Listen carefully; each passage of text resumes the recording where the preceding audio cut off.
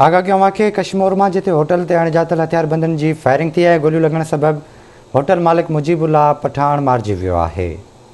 अव्हां खे अपडेट कंदा हलूं। अहम ख़बर आहे त कश्मीर जी होटल ते अणॼातल हथियारबंदनि जी फायरिंग में गोलियूं लॻण सबबि होटल मालिक मुजीबुल्लाह पठाण मारिजी वियो आहे। अफ़सोसनाक ख़बर आहे। अव्हां खे अपडेट कंदा हलूं त कश्मीर में होटल ते अणॼातल हथियारबंदनि जी फायरिंग में गोलियूं लॻण सबबि होटल मालिक मुजीबुल्लाह पठाण मारिजी वियो आहे। पुलिस जो चवणु आहे त वाक़ियो पुराणी तकरार तां पेश आयो आहे। इन हवाले सां राब्तो कयो आहे कश्मीर में अहमद अली सियाल सां। जी अहमद, कहिड़ा अपडेट्स आहिनि?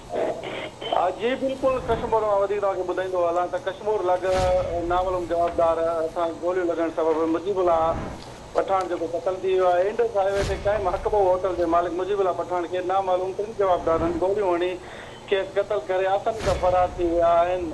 ऐं पुलिस जो चवणु आहे त वाक़ियो पुराणी दुश्मनी सां पेश आयो आहे, जॾहिं त अञा ताईं को बि गिरफ़्तारी अमल न अची सघी आहे। वाक़िए जो केस दाख़िल न थी सघियो आहे। यादि रहे त मां ॿुधाईंदो वञा त कश्मीर पुलिस जी अमन अमान जी सूरत हाल ॾींहों ॾींहुं ख़राब थींदी पई वञे, जॾहिं त चौपायो माल या मोटरसाइकिल जी जेकी चोरी आहे उहो ॾींहों ॾींहुं वधीक थींदी वञे थी ऐं पुलिस अमन अमान कराइण में बिल्कुलु नाकाम थी चुकी आहे। जी ठीकु आहे अहमद अली सियाल, वॾी महिरबानी अव्हां जी तफ़सील खां आगाह करण लाइ।